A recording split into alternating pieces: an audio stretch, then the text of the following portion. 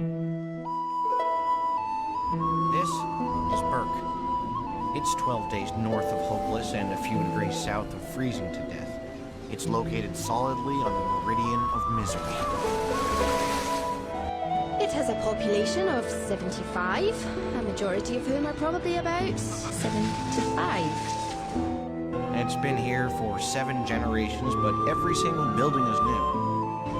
But the islanders remain a hardy and resourceful people.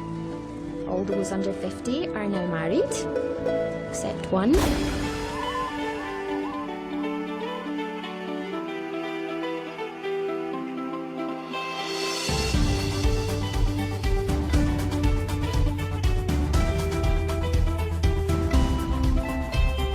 If you'd agree to be my love, I'd build you a world to fit like a glove, and there you would rule and be queen. A world with no crying, bathed in the waters warmed by stone, shot